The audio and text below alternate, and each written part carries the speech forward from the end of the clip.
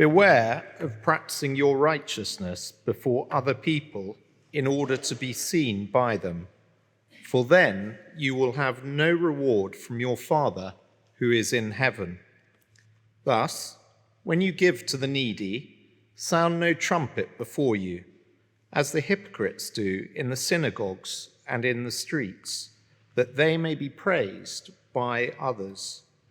Truly I say to you, they have received their rewards. But when you give to the needy, do not let your left hand know what your right hand is doing, so that your giving may be in secret.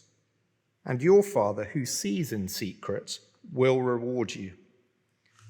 And when you pray, you must not be like the hypocrites, for they love to stand and pray in the synagogues and at the street corners, that they may be seen by others. Truly, I say to you, they have received their reward.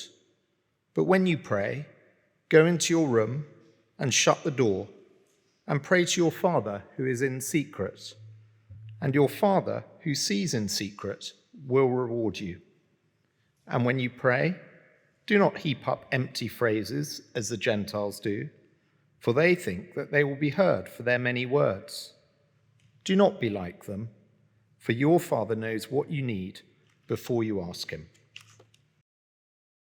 In an article in 2015, the author and columnist James Bartholomew coined the term virtue signaling, and the article was given the title Easy Virtue. In it, Bartholomew made the point how much easier it is to attract the approval of others by identifying things you hate or approve of, rather than by quietly going about doing what is good. The Oxford English Dictionary now has a definition for virtue signaling. It runs as follows: the public expression of opinions or sentiments intended to demonstrate one's good character or social conscience, or the moral correctness of one's position on a particular issue. So journalists do it. Bartholomew took particular aim and a swipe at the Today programme. It's not only the media, politicians are expert, and if I may suggest, the business world is rife. Why is it that the organisation we work for chooses to sponsor the particular charity that we sponsor? And why do our organisations want to have our sponsorship all over our profile? And then we do it. We clap outside our houses, we post and repost, we like, we take the knee. The World Cup provided a masterclass, both in virtue signalling and in hypocrisy. The power of the dollar, you might say. Bartholomew's article concluded like this: there was a time when Britain had a form of Christianity. Maybe that is part of why some of us still find all this virtue signalling obnoxious. It's just showing off. Well, this week and next we come to the very center of Jesus' teaching, known as the Sermon on the Mount. And showing off is absolutely in the frame. You look at verse 1 of chapter 6. Beware of practicing your righteousness before other people in order to be seen by them, for then you will have no reward from your Father who is in heaven. Let me say, we read this yesterday with a group of city workers, and after reading it, I asked the question, how do we see this doing righteousness in order to be seen by men in the city? 5 minutes of uninterrupted response came straight back, and I'll touch on that in a moment or two. But somebody pointed out that it's not quite as simple as it looks. Is Jesus saying, never do anything publicly? Well, he can't be, because in just a moment he's going to say, when you pray, pray our Father. That's a plural thing. We must be doing it together. And he's just said, let your light shine before men, that they may see your good works and give glory to your Father in heaven. So it seems to be to do with the audience we choose and the approval we seek. 2 points: which audience, whose approval? And if you want a subtitle or a title for this talk, How to Avoid Being a Rank Hypocrite. And the audience. The phrase, beware of practicing your righteousness before people, translates a set of words that reads literally like this: take care the righteousness not to do before men. And we've just come out of chapter 5, and in chapter 5, Jesus has expounded what true righteousness looks like. Now he takes the righteous life and warns, don't do it for show. The phrase to be seen by them, in order to be seen by them, uses the word from which we get our word theatre. It speaks of making a spectacle. So beware of doing your righteousness before others in order to be theatred by them. And of course, the whole point of the theatre was that the actor be in the spotlight. You must have sat, or maybe you haven't, but have you ever sat in one of those restricted view seats? What a pain it is. You can't actually see what's going on. The whole point of the theatre is to be a spectacle. Beware doing your right deeds in order to be center stage. Now, in the highly formally religious culture in which Jesus spoke, the Pharisees and scribes of Jesus' day were past masters at being seen by men. And as in the city, so much public morality was about being viewed. It impacted the corporate image. It enabled public acceptability.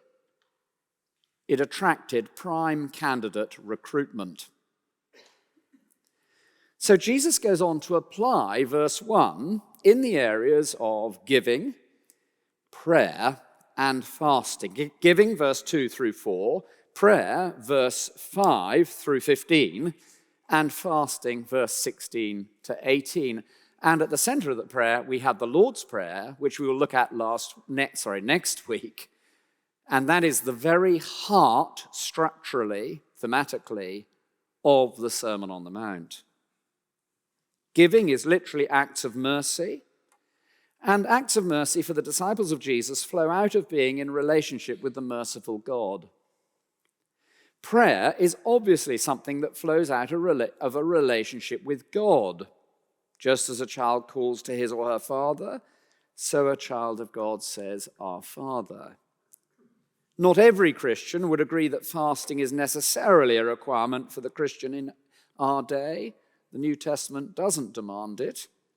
Later in the Gospel, Jesus says, how can the guests of the bridegroom mourn while the bridegroom is still with him? But fasting was a mark of humble dependence in repentant faith with the one with whom one had a relationship. And so all the way through, Jesus is saying, look, we're to make sure that the things we do as a result of having a relationship with God are done with our eyes on God. Beware of practicing your righteousness before other people in order to be theatred by them, for then you will have no reward from your God, the Father who is in heaven. When you give to the needy, sound no trumpet, as the hypocrites do in the synagogues, in the streets, that they may be praised by others. Truly, I say to you, they have received their reward.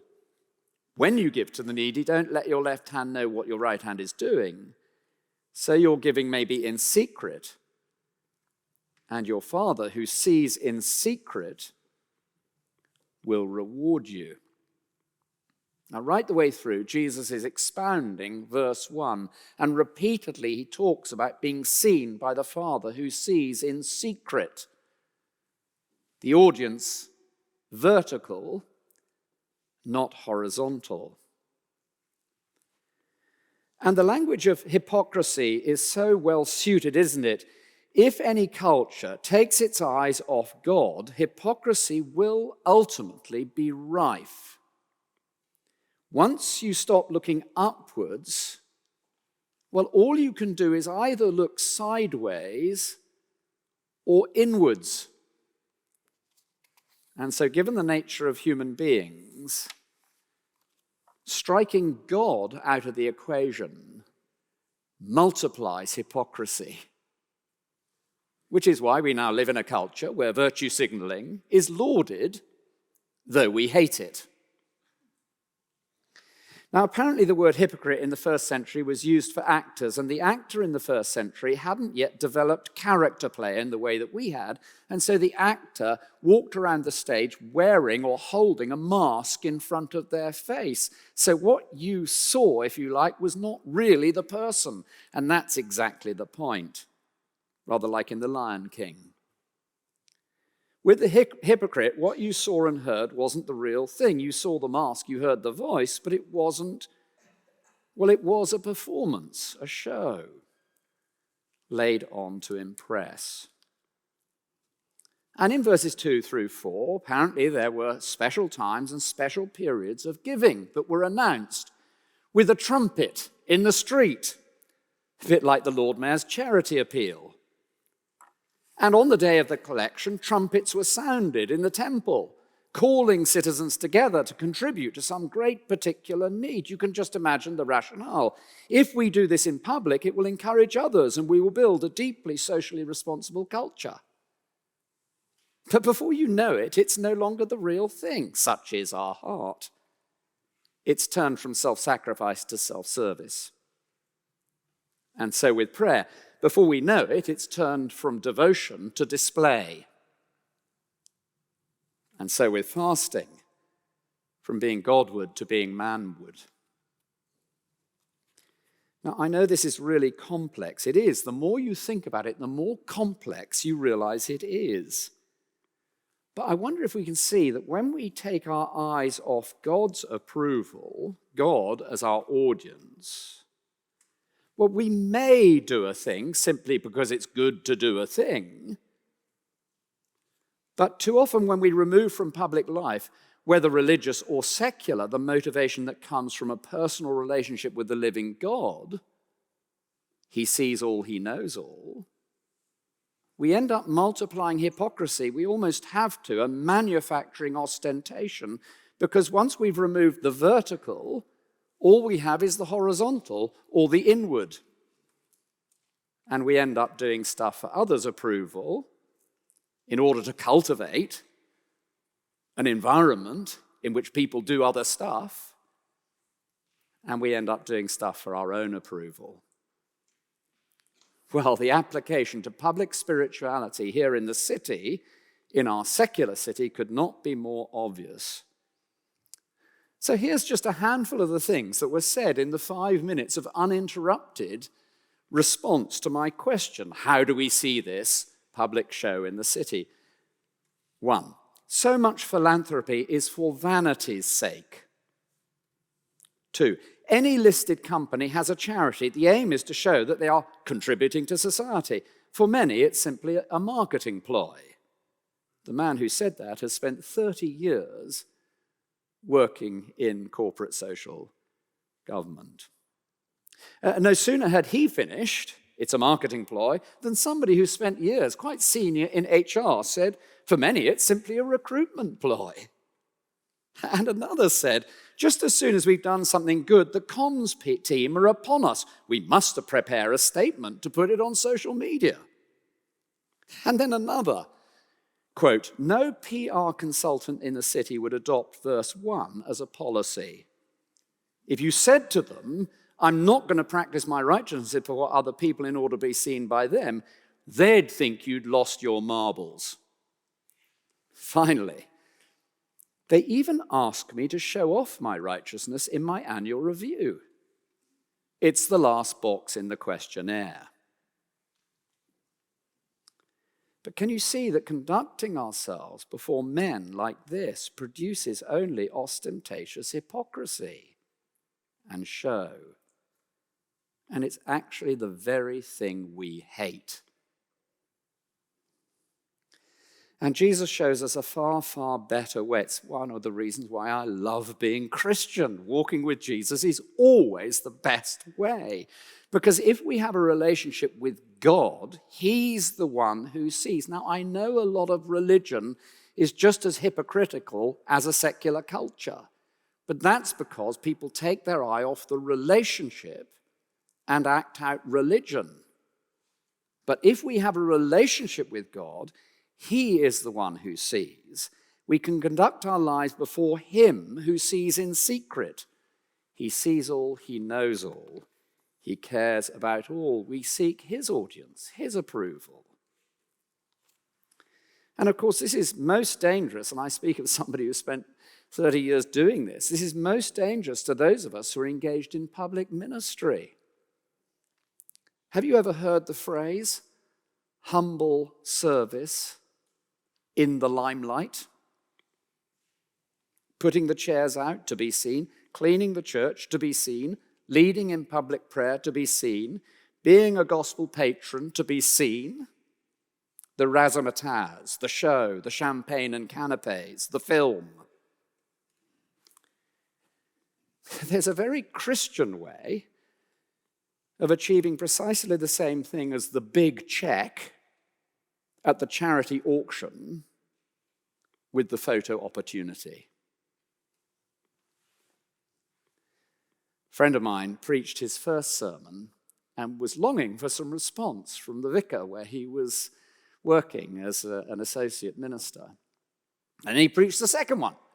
No response. Then he preached the third one. Still no response. And so on the way home, he stopped the vicar and said, well, what do you think? And the vicar simply said, we preach to an audience of one.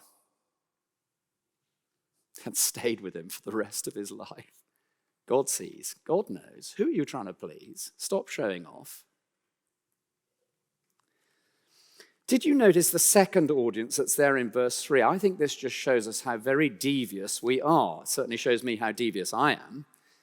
When you give to the needy, don't even let your left hand know what your right hand is doing, so that your giving may be in secret. See, Jesus knows us better than we know ourselves. It's possible not only to look to gain an audience from others, but also to satisfy ourselves as the key audience in our act of righteousness. I come to church to feel good about myself, to have the spiritual high. I give in order to pat myself on the back. Don't even boast to yourself. Do it, forget about it. An audience of one. So subtle is the sinfulness of the human heart that it is possible to take deliberate steps to keep our giving secret from men while simultaneously dwelling on it on our own minds in a spirit of self-congratulation. John Stott. Dietrich Bonhoeffer. I can lay on a very nice show for myself, even in the privacy of my own room. Gosh, we're devious, aren't we? The audience, the approval. Now, once again, you'll notice that in each of the three sections from verse 2 through 18, Jesus spells out the second part of his warning in verse 1. There it is. For then you will have no reward from your Father who is in heaven. And I think this begins to give us something of the remedy, the audience, and the approval. It's a severe warning. You will have no reward from your Father who is in heaven. Now let me ask a question, because this requires close attention. Just look at the end of the sentence again. For then you will have no reward from your Father who is in heaven. What is it that's in heaven? Is it the Father, or is it the reward? See, I think I tend to read it, for then you will have no reward from your Father, which is in heaven. The reward's in heaven. It's not actually what it says. You'll have no reward from your Father who is in heaven. And so because the Father is in heaven, and in our acts of righteousness we're looking to please him and him alone, then the reward is, in a sense, both now and then. C.S. Lewis is very helpful in this. He says, look, a proper reward is the consummation of the thing sought. Money is not the proper reward for love, marriage is. And all the way through the Sermon on the Mount, we see that. Blessed are those who mourn, they will be comforted. Comfort to those who mourn for their sin. Blessed are those who hunger and thirst for righteousness, they are satisfied. And here, If I am pursuing a relationship with my Creator, then the reward will come from the Father who is in heaven, both now and consummated then. The reward is not health, wealth, promotion, and the praise of men. It can't be. It is the relationship.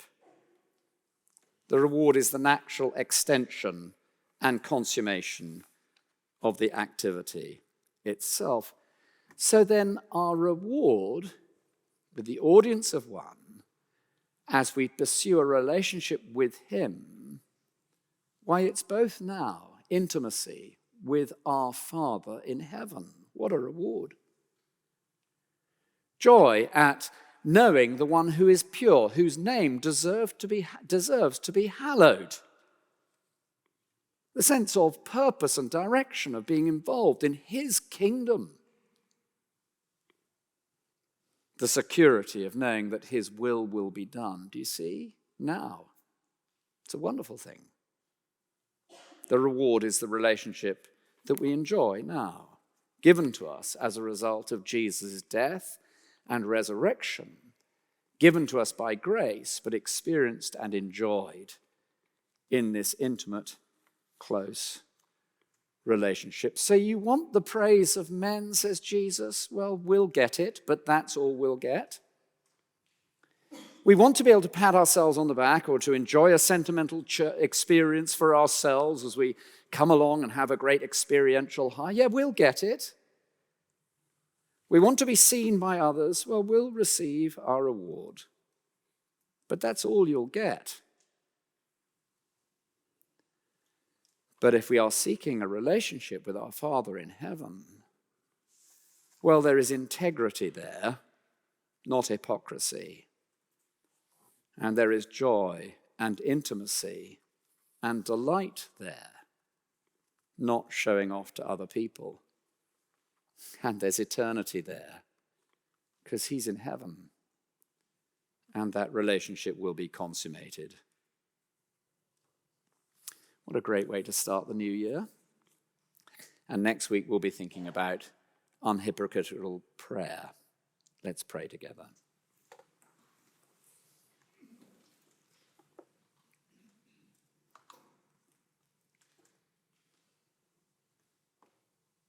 Our Father in heaven. Father, we confess our hypocrisy, our show. Please forgive us. We long for real integrity. Please, in your kindness, grant it to us. In Jesus' name.